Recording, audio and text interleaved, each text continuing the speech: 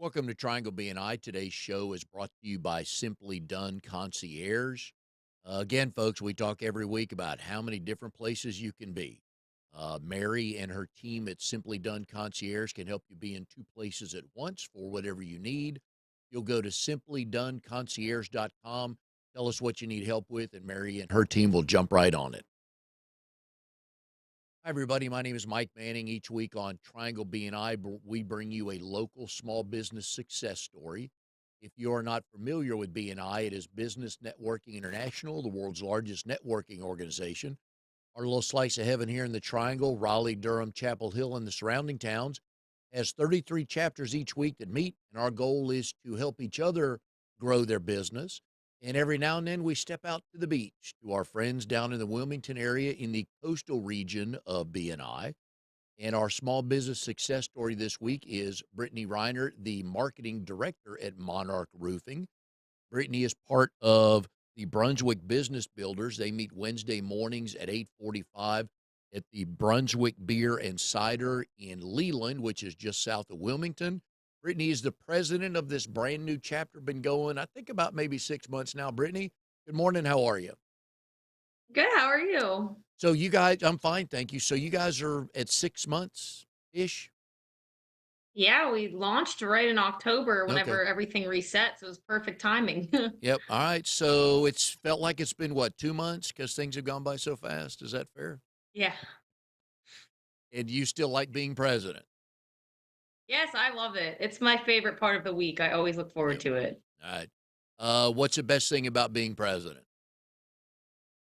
Just the fact that I'm able to kind of cater the meetings how I want and I can bring my energy and passion into everyone else as well. I get a lot of feedback from people all the time that I make the group more fun and lively, and I love that because I mean all of us do. Yeah. Everyone plays such a huge role in the group, but it's really cool just to see that I am the one leading that every week. Yep. I'm with you on that. It's a lot of fun to do that. You truly can help set the tone. Just the way you welcome people or a good one liner or an introduction of somebody. And it matters. So I'm with you on that. I'm glad you're in Coastal BNI. Glad you're president of your chapter. So all right. So the roofing industry. All right. So there's a couple places that homeowners, I go out on a limb and say they never look at. One is their roof, one is their crawl space. And if they've looked at their crawl space, it's usually for storage purposes. But Yeah. roof, we don't think about, we don't look at. So what are a couple things that you would like to share with homeowners about their roof and what they may want to look for? Obviously, you don't want to wait until you have a leak. You want to kind of nail that head on before you can before it causes any interior damage. So you always want to look for missing shingles. That's kind of an Mm, easier, obvious area. If you can see that there's no shingle there anymore, obviously you're more prone to having a leak. But definitely getting your local trusted roofer to come out and look at it. You're supposed to, we recommend get a roof inspection once every year, especially after any wind damage, like storms that could have caused wind damage or hurricanes. I mean, those are the obvious ones, but that way you can kind of keep up to date and you have a full report of, okay, when was the last storm? Like the wind went up to 65 miles an hour. Like, let me make sure my roof's okay and I didn't get any shingles missing that I can't see from the ground.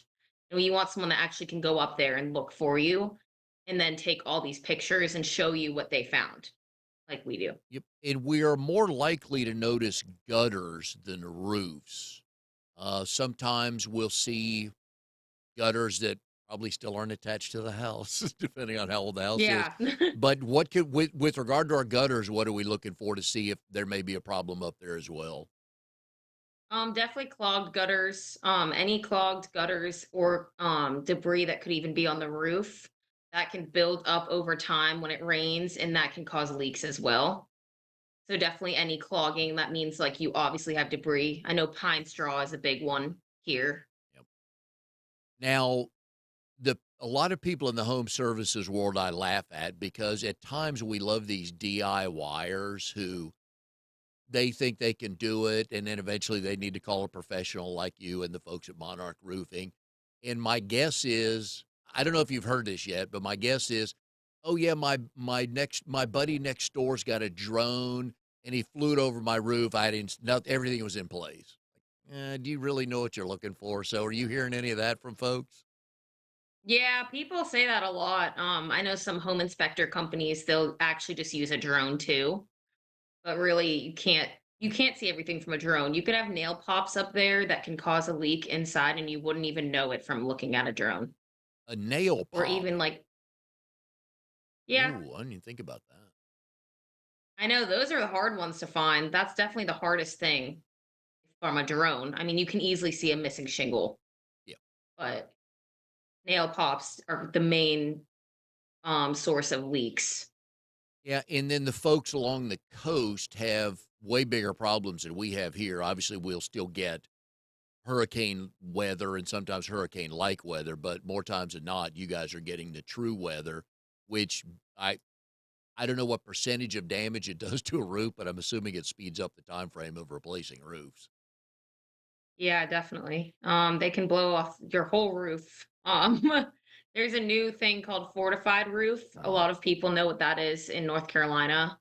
It's kind of just a more hurricane proof proning that you can do to your roof. So you put zip tape in between where the plywood meets, in between all those gaps, and then you use a different nailing pattern and that kind of protects your roof. So then, if your shingles were to blow off in a hurricane, then you're not going to experience any leaking. And they've done several tests through IBHS to prove this. Is that pretty new? It's a few years, Are people but taking you up it's on that? yes, they actually provide up to an $8,000 grant through IBHS with your Mhm. wind and hail policy with NCJUA. Alright, so if somebody wants to learn more about that, they can call you guys, but if they're in the triangle, should they just call their competent roofer contact? Yeah, mostly every roofer is fortified certified just because it is such a big thing here. A lot of people are going with fortified roofs now.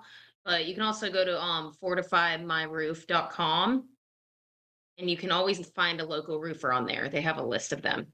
Oh, nice, okay. Do you get into commercial roofs as well?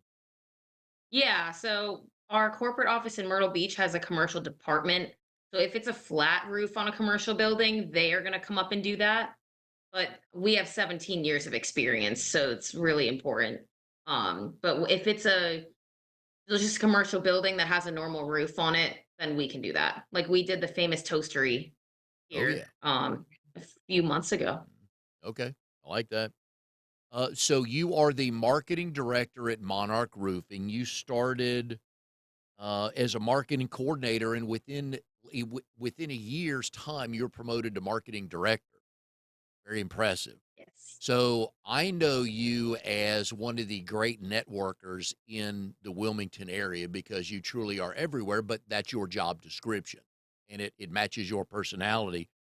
So before I read off all the groups you're involved in, how many events a week do you go to? Probably on average at least 4 a week. All right. And those can be networking events, trade shows, social after hours socials. Yeah. Yeah, And, anything I can get involved in, I love it. yeah. Have you turned down an event to go to just because you know what? I'm so tired. I do this all the time anyway. Yes, actually, the ones that are later. I mean, I work at 7 in the morning, so sometimes there'll be an event at 6:30 at night, and I live 30 minutes outside of Wilmington, so it's hard to get to those ones. Yeah. Here's the thing I learned when I started working with the chapters in Wilmington. I guess it's coming on a couple years. The first time I was down there, I was talking about, I forget what the topic was, but it had to do with geography in the area. And here in the Triangle, and you're from Pittsburgh, and we'll get to that. So your people are kind of used to driving, right? And on where you live and, things like that. And I was in a conversation with somebody and they said, oh, I'd have to cross the bridge for that. And my first thought was like, okay. And then I got further in the conversation and I realized that these bridges really separate things in Wilmington, don't they? Yep, it's crazy. I can't believe people say that. I mean, It's not far at all. To get to downtown Wilmington from here is only 15 minutes. But probably one or two bridges and the mental thing of going over. I don't I couldn't get them to be honest with me and say it was their fear of bridges, or it's just like, oh, the other side of the bridge, oh, Wilmington, or oh, Leland, which I'm sure you hear a lot. Like, come on, people. But that cracked me up first time I heard that. Yeah. So I'm sure you hear that a bunch as well. Yeah, it's funny. Well, now they closed the bridge because Yeah. of they have to do work on it. So that's even worse because now people that used to come across the bridge don't want to. Now, how far out of the way do you have to go to get around that to the place you need to get to? Well, there's two bridges. So they closed the one bridge so you can still get through the other bridge, but it's so much traffic now Yeah. because everyone is doing that. So no one wants to really wait. There's another route that you can take the highway, but that adds like 15 more minutes on. So Okay. Are there kind of back pick and well, choose. and you can't really take back roads because those roads don't have bridges. Yeah. Huh. That was interesting. First time I heard that, I had to stop. And so then Diana Watkins, a friend of both, she's been on the show before. We were talking. She goes, "Okay, Mike, here's how you differentiate the people. The locals, they complain about the traffic because they're not used to it because the area is growing. All of us from other parts, other big cities around the country, doesn't bother. Two cycles at a stoplight doesn't even bother us at all." Yeah. And with her being from Philadelphia, it's like, okay, all right. All right. So part of your networking world, and that's what's helped you grow Monarch's business in the area. Rotary, the Rotary, the Chamber, the Port City Young Professionals Group, Professional Women in Building. Am I missing any groups you're part of or volunteer with? Obviously BNI.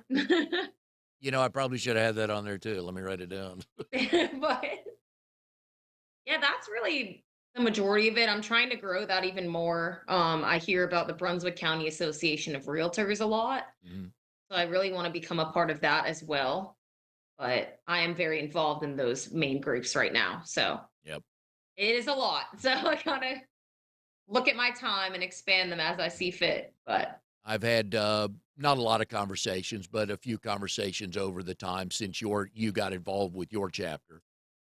Somebody and they always ask me about, and I tell them there's a Leland group in which is Brunswick County, and I said you probably need to go visit that, and they're like, "Who's in that?" I said, Brittany?" They're like, "Oh, the lady from Monarch." I'm like, "That is hers." "Oh yeah," and they end up visiting, which told me early on that you do get to a lot of events. yes, I try my best. How many of your roofing competitors do you see at these events? It's weird because you'd think you'd see a lot of them, but really, I only run into them every so often. Right?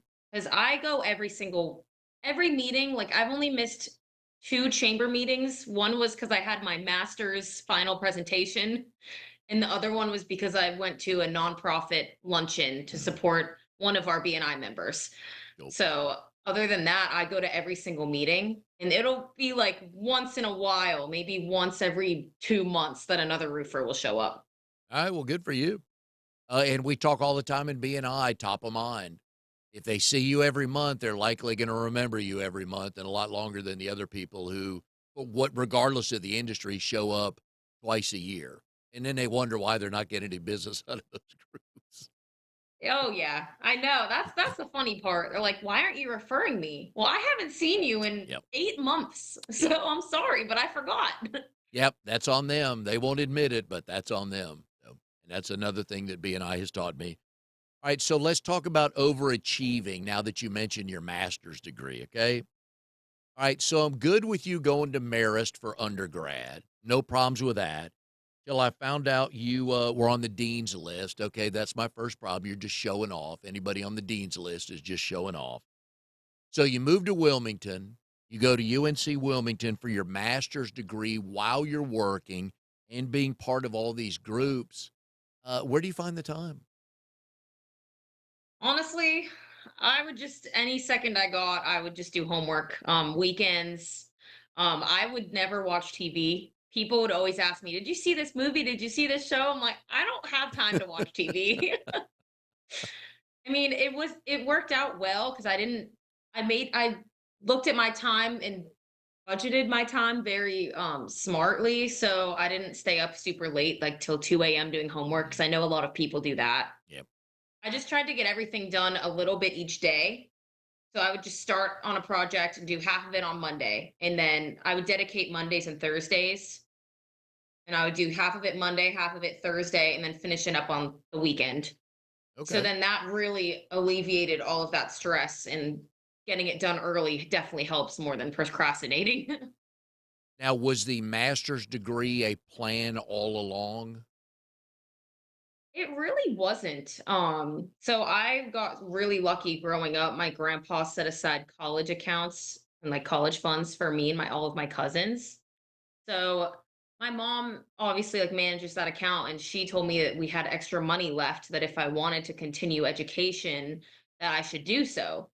And at first I was skeptical, like I don't want to do that. Like I'm busy enough. I don't need to, like what's that going to do for me? She's like, "Well, I mean, you why would you let that money go to waste? That's what Mhm. it's for." And I went to my undergrad for public relations, and I kind of like I wanted to learn more about communications and marketing because I didn't really see the marketing side of it. And I actually started working at Monarch right after I started getting my master's. But I had an internship at the time and I just didn't like it. It was all the back end SEO, blog writing. Mm. And I'm like, I know there's another side to marketing than this. So I found the master's program. It was online, so I knew I could do Oh. that even with a job. And then just went from there to try to learn as much as I could about the industry. Yeah, and that's interesting talking with folks about online learning in general. Some people, I'm not a huge fan of it because sometimes I need to ask a follow-up question, or sometimes just being in the room for me, I feel like I'm absorbing more because let's face it, on a Zoom call, if we're at home, like just around you right now, right? Just with the windows, the doors, you know what? Because I'm working from home. Hey, let me throw that load of laundry in, or fill up the dishwasher, things like that. And before you know it, wow, it's 10:15. How did it get to that time? So, did you enjoy the online part of learning? I really just did because of time.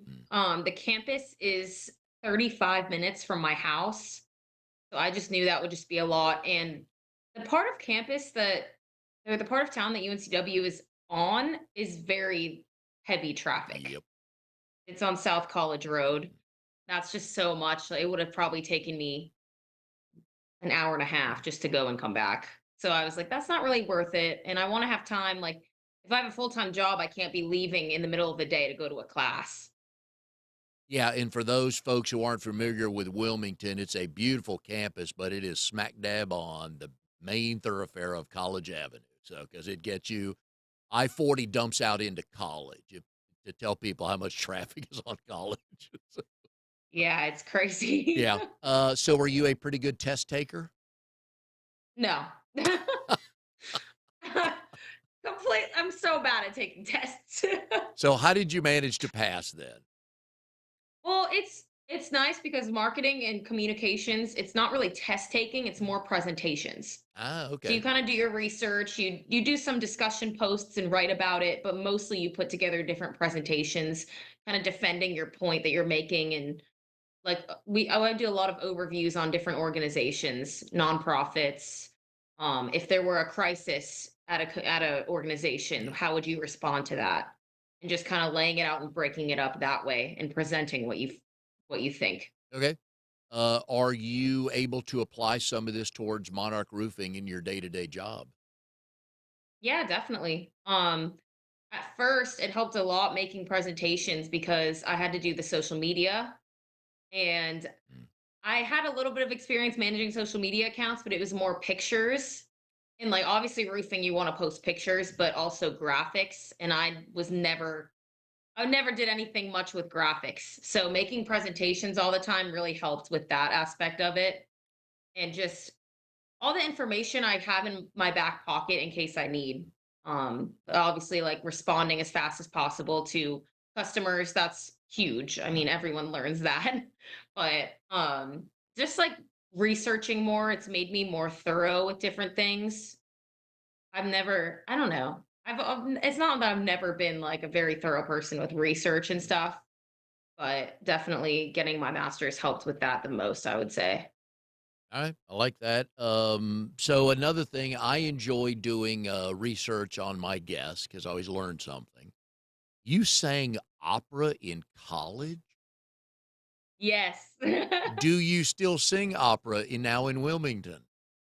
No, I looked into it when I first moved down here, but it's just they're very small here, Mm. so it's hard to get in with it. And also, it's a lot. You have to continuously be training your voice and working, and it was just too much at the time. I couldn't juggle that and do what I actually wanted to do and have an actual life if I did that too. No.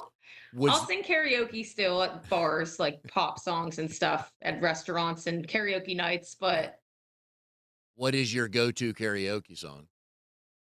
Zombie by the Cranberries. Nice.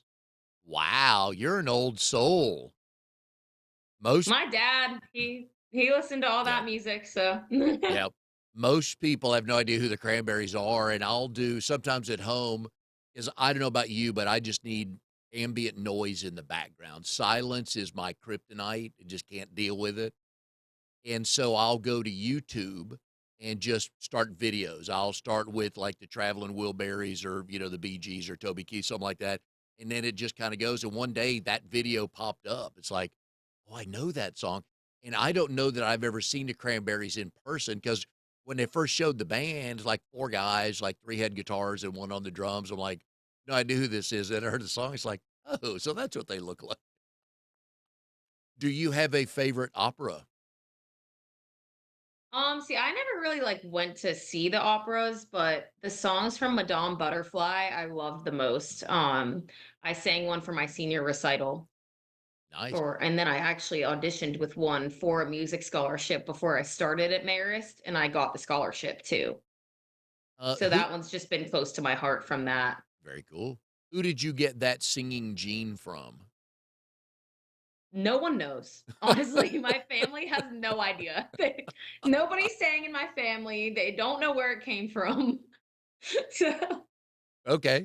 That would we had fun with my dad because he was the ultimate traveling salesman from the time I could remember him, being gone Monday through Friday and stuff like that. So my brother and sister and I would laugh every now and then when we got a skill set that my mom claimed my dad didn't have and mom claimed no knowledge of from her side of the family. We're like, all right, so dad's out of town. Mom, the milkman, the pool boy, who, yeah, so but we had fun with that. But it is funny to see something like that pop up in a family. It's like, you'll meet parents that are like 5'10". They're both 5'10", and then they got a kid that's 6'6". Like, where yeah, where it's did that come from? crazy. Yeah. So, um, Marist is in Poughkeepsie, New York. You are from Pittsburgh. How did you get to Marist College? So my grandparents, they live in Hopewell Junction, which is 25 minutes from there. And we would see them once or twice a year, but I wanted to change. I didn't want to stay in Pittsburgh forever. It's always cloudy skies and gloomy and just the same thing over and over again. And I was always close to my grandparents, even though I didn't see them very often. So they obviously threw it out there. You should look at schools near us. Mm-hmm. I'm like, honestly, that wouldn't be a bad idea. And Marist had such a great music program, and I was really focused on singing at that time. So that's really what drew me there the most. All right. So I love grandmother stories. Give me your best grandmother story. Oh my gosh. Okay. Just during COVID, I would go over there every Sunday to see them. And during COVID, my grandpa's older, so they're 17 years apart, my grandparents. Wow. But my grandma would make him sit outside on the porch with this big comforter blanket on just so we could see each other and hang out because they didn't want him to be exposed to COVID since Yep. he's older. So you would come sit on the So front that porch was with him? yep. Nice. So it was just like everyone's like, she's crazy making my mom and my aunts making dad sit out there with the blanket on. It's freezing. It's snowing outside. She's like, I don't care. Anything we can do to see you. Yeah. And your grandfather was good with it, right? Yeah, he Yeah. didn't You care. so what food does grandma make the best? Well, she likes making her chicken parm, but I always liked when she would make these like double, triple stuffed potatoes. I keep talking. Tell me what's in It's like a there. baked potato, but then you stuff it with more potatoes and like cheese and bacon. And it was always like Ooh. this thick. It was huge. And say what's the name of that? Like triple stuffed potatoes. All right, hang on a sec. I'm writing that down because I always take notes for each show, and I have a spreadsheet, and I always have the one of the things I learned on the show about somebody. Okay, does grandma have the recipe for that, or does she make it by memory? I'm sure she has a recipe for it because I've asked her before if Yeah. we could make it here. So It, I can send it to you. please do. If she's like my father-in-law, they just wing it. There is no recipe. They're like, Yeah, I felt like I probably. need a little bit of more of this time. It's like, why not last time? It's like, I don't know, it just didn't taste right. Yep, always. There was a nice spread about photo shoot about you in the Star News Online about Women in Construction Week. Nice. You love climbing on roofs now, do we? I mean, I don't go up there often, but I visit job sites a lot more now, so I'll try to go up there when I can. If it's a really steep slope, I'm not going to go up Yeah. there because I don't want to fall off, of course. Well, being a young person and a new person, we'll get to the female side in a minute, in the roofing industry, what have you learned and what advice would you give to new people or young people wanting to get into the roofing industry? Really just go for it and learn as much as you can. I would sit in on sales meetings and come in a half an hour early just so I could sit in on them and kind of pick up more tips and tricks and more information about roofing as a whole because it is a lot. I remember my coworker and I that she's the office manager now, so we're both more in leadership positions since we started. We started a day apart from each other and 2 months went by and we were like, when are we going to learn anything? Like we felt like we couldn't learn it cuz it was so much. So really just being patient, like you're not going to learn everything right away. Just learning from others when you can is definitely the biggest help. What kind of questions do you normally need to answer in your role when somebody approaches you about with a roofing question? Um it's really easy when they ask me because people don't ask me too like much of difficult questions. It's kind of like, oh, can I get a roof inspection? How do I do that? And then I get all their information from them, their name, address, phone number, and then any extra info like, oh, I have a leak in my house or I'm missing some shingles and I keep seeing them on the ground outside. And then I sort of pass that on to our customer success rep and then she reaches out to them to schedule it. But I mean, people always ask, trying to think. They'll kind of always ask, like, "Oh, like that's expensive, though." And really, you can get your roof replaced through insurance if you have any damage from any recent storms, and insurance pays for it, and all you pay is your deductible. So that's a huge thing that I learned because I never knew that. I'm like, roofs are $20,000. I'm not paying that. And I think most people would they'd lose the bet on how often you need to have your roof inspected because there's no way they're gonna answer 1 year. No, never. It's they're They're like, "Oh, thinking, I'm good." And what? Do you remember when you had your roof inspected last? Oh, I don't really know. Have you ever had your roof inspected? Some people, oh no, I don't think. see that excuse me, that's the best question because well, we bought the house in 2008 and you're just waiting for them to think it through. It's like, oh, that's been a long time. Yeah.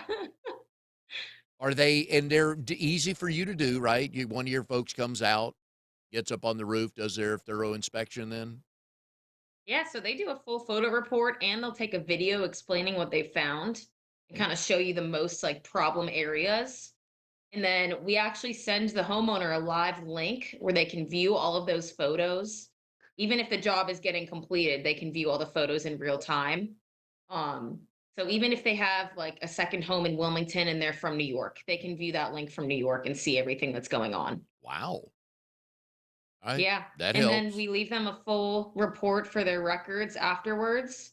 Obviously, if there's damage, we'll help them file a claim through insurance and walk them through the whole process. But definitely just leaving them all those photos and a full report is always the biggest help and differentiates us from a lot of people who won't go that far. Yeah. Nice. All right. So I missed when I was bragging on you earlier about the 38 groups and things you're involved with. To top it off, not only did she sing opera in college and was on the dean's list, but Brittany is certified in John Maxwell Leadership Development Program. When did you have time for that? Oh, so that was at 5 a.m. every Thursday morning. That's how, because I got up extra early. We actually, I'm so thankful. Monarch actually paid for it for all of the leadership team at our location. Nice. Right. How But long was that program? it was a 6 month program, I'm pretty sure. I think it was 6 months. It went so fast being so Yeah. early in the morning, but it was great. Like you read the book of the 15 invaluable laws of growth. And then we took notes on that. They had a whole note page that you take notes from what you read. And then we reviewed it together. We had a Zoom session with the Maxwell leadership coaches. And they kind of like, they would ask everybody specific questions like, what does this mean to you? Mm. Or name a time in your life that you had to go through a difficult situation and how did you overcome it? They had leadership cards that had different qualities, and you had to narrow it down to 10 and then 5 and then 1. So Oh, that was hard for all of us. wow. And I bet this many different answers when you got to narrow it down to one, right? Yeah, and Yeah. then we had to discuss them with everybody and why you chose that compared to what was your other choice. And a lot of us were conflicted between 2 or 3. Mm. Yeah. And you could make a case, right? Because I was at a business seminar one day, and this guy was talking about the most important things in a small business. And I'm one of the two or three people that raised our hands and said cash flow. And he was like, "Well, are you sure?" I'm like, "Yeah. You don't have any money to keep your doors open. That's kind of going to be a problem. Whether you're well Yeah. funded from day one or you're making money from day one, you kind of need cash flow." So it is interesting how people look at everything. But you're right, and it is good to hear different opinions on stuff. But the cash flow thing was, I thought it was funny. I still remember that. But okay, so let's get to the real point of this interview today, Brittany. You are in a mixed relationship. You are a Steelers fan. I believe your boyfriend is a Bengals fan. Are you two Yes. doing okay? I know it can be a little tense in the fall during football season. Well, honestly, I'm not crazy into sports, but my dad is. So I'm really in it because he is. He's a diehard Steelers fan. He Mm. goes to almost every single game at Heinz Field. Because And it's, I mean, it's 20 minutes away, so I get it. and He he's been never wants to going. leave Pittsburgh. Yep, he's been going to those games since early '70s, probably. Yeah. Yeah. Yeah. My grandpa actually used to have a box at Heinz Field, so we would Ooh, go all the time. ooh. I think way back when, before you were born, it was Three Rivers Stadium. Yeah. Yeah, the Well, now Monongahela, the Allegheny. Allegheny, and then I forget the third one. Yeah, but so when did you break the news to your dad that you were dating a Bengals fan? Yeah, it was really so we were friends for about 4 months Hmm. before we started officially dating. So I didn't really say much until we were actually dating. I'm Yeah, like, "Yeah, dad. yeah. By the way, he's a diehard Bengals fan." He's like, "What?" Like, "Oh no." He's like, "Nope, nope." He was like, "You can't." So he actually came to visit he came to meet my dad. He went up to Pittsburgh with me, and my dad's like, "Hey, your bed has a big Steelers blanket on it." And then he was like, "Oh, like we're watching TV," and he's like, "Oh, here, you need a blanket." Gave him a Steelers blanket. Um, he poured it. It was so funny. So we got him this little. you put a can into this beer thing and it makes a draft out of it. Okay. And he made him one so he could try it. And he got a glass that had a Steelers logo on the other side, and then it had some kind of like beer name on the front side. And right after he poured it, he turned the cup over and was like, "Look." And my boyfriend was, "Are you kidding me? Why'd you do that?" I'm You know, he sure. had to play Yep. some tricks on him. There you go. Yeah, which, that's what I love about sport. I'm sure the first time you told your dad you're dating a Bengals fan, his first thought was, I thought I raised you better, sweetie.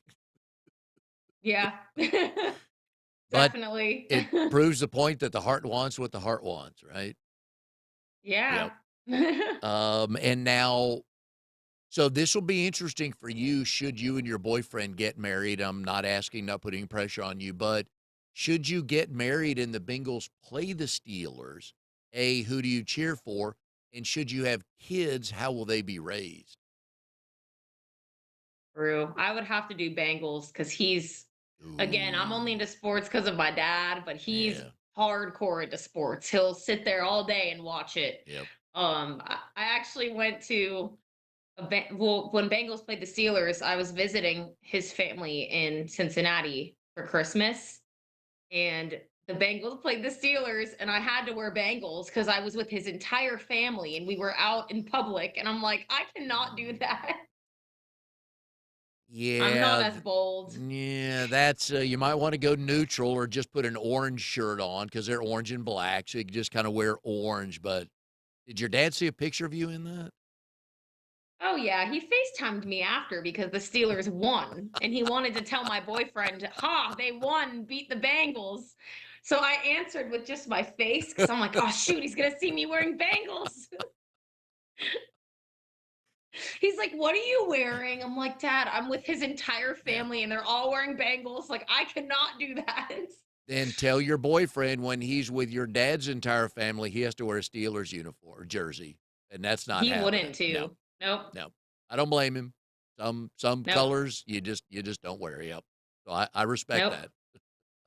that. Uh, so we're chatting earlier. Your mom is in Italy. You're headed that way. So now that I know you're a trained opera singer, are there any shows in Italy you could hit up and go to actually go to an opera? I haven't even thought about that, honestly. I Yep. mean, I'm going with my boyfriend and we're visiting my sister, and I just know that they wouldn't want to do that. Well, you wore a Bengals jersey But for him, Brittany. I think least he could do is go to an opera with you. So yeah. I know I need to look into that. I didn't even think about it, Yep. honestly. You should. And probably catch one or two. I'm sure they have a few going on wherever you're going. So yeah. They'll have people on the streets singing too, because I actually studied Oh. abroad there. COVID hit when I was studying abroad there, so we got sent Oh. home, unfortunately. Oh, bummer. But yeah, but there were actually a lot of people out in the streets, like bands, people singing opera. I'm like, I could do that. Yeah, you ought to stop and sing with them. Yeah, I should. Bring they have what little cases open where people can walk by and throw money in. You ought to bring your own. Yeah, Try to I'll need try to. to offset the trip. Yeah. Like, hold on, I gotta do this real quick. Honey, if I make $100, it's a good day. I'm a good singer. I think I should get that. Yeah. So, uh, Yeah. all right. So appreciate having you on the show today. Here it is. Today is April Fool's Day. That's not the reason you're on here today. I do not want you to draw any conclusions to you being on the show on April 1st. Give us a couple tips. People who watched or listened to the show, what should they do to check out their roof? Should they walk around the house? Should they call somebody? What's the first thing they should do to see, oh, yeah, I've not thought about my roof in 9 years? You definitely want to look up your local trusted roofer. Look at their Google reviews, look at where they're located, look at how many years they've been in business. There are a lot of people that will just door knock and say, "Hey, we just had a storm a few months ago. Like, want me to go check on your roof for you?" Some of them will even cause damage themselves just to try to get your roof replaced and get your money from you. And then they won't even install the roof Yeah. properly. And you can't get that approved through insurance if it's improper installation. Yeah. And So folks, yep, definitely. this is a legitimate, what she's saying is correct because I've heard this from other roofers. So this is not Brittany just trying to get all your business and don't call anybody else. that after storms, they're storm chasers or whatever Yep. phrase well, I'm sure that's probably the nicest thing they say about them. But they truly will knock on your door and tell you they work on roofs in a bad storm, and they'll take a look at it. So be very careful who goes up on your roof. So I appreciate you sharing that, Brittany, because people will do Yeah. that. Another thing I've learned is don't hire a roofer that won't climb on your roof. Yeah. Obviously, we're just talking about drones. Can't see it all. Yep. So Yep. So that should be one of the questions they ask the roofer. Do you actually climb up on the roof? yeah. Yeah. And maybe Marking up the roof too. We have chalk that will obviously chalk's gonna wash off. Mm, They like circle any damage. They make notes on the roof, and that they include that all in the photo ooh, report. We've nice. actually seen other roofers. One person, obviously, you want to get different estimates from people. So people normally get three different roofers to go out. Well, one of them showed up right after us, and we just got off the roof. And the girl they did the inspection with me. I was just like watching. It was my first week. She said, "Hey, make sure you don't use purple chalk," because she used purple chalk. And he's Uh, like, "What do you mean chalk? I don't have chalk." And that was weird. but those are the things you learn. And also, folks, if you hire a roofer, ask them to show you their insurance. There's nothing wrong with that. They should have business insurance. They should have all the insurance they need to cover you should something go wrong. So you're not offending them if you're asking them to show proof of insurance. Oh yeah, because you really don't need to be insured to be a roofer here. So Yeah. you really do want to look at that. Yeah. That's important. Yeah. But they should have business insurance. So please do ask Yeah. that. So, Brittany, love the tips. Thank you for coming on today. Learned that I do need that triple stuffed potato recipe from Grandma. Tell her I said thank you. I will. And the fortified roofs, though, that's another good question. If they call up a local roofer, ask for some more, ask if they do that, and maybe study up on it a little bit before they come and talk to you about the different types of roofs to put on their house, maybe. Yeah, like I said, they give you a grant towards a fortified roof. The insurance wants you to have it. Oh, So it's not really costing any extra money out of your pocket. oh, good to know. Okay. And we've been putting Brittany's phone number on the screen here. What's the best website they can go to learn more about Monarch Roofing? It's just monarchroofing.biz. All right. And you guys have offices where? Wilmington, Myrtle Beach, and Hilton Head. All right. So if you live there or have a place there, there's your trusted roof right there. So Brittany, thank you for coming on today. Enjoy your trip to Italy. Can't wait to hear the stories on that. And we Thank will see you. everybody next time on Triangle BNI. Oh, hang on, Brittany, through the closing credits. Okay. Forgot to tell you that. Thank you. You're See everybody next good. time on Triangle BNI.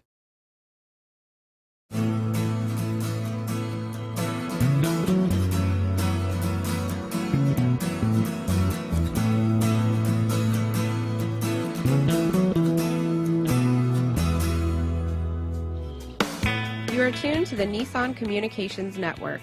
If you tuned in too late, you can always watch each program in its entirety or download an MP3 audio file of it in the archives section at nissancommunications.com. Don't forget to subscribe to our YouTube channel, follow us on Twitter, and like us on Facebook. Sponsored by StreamingGear.com and DeltaForce.net.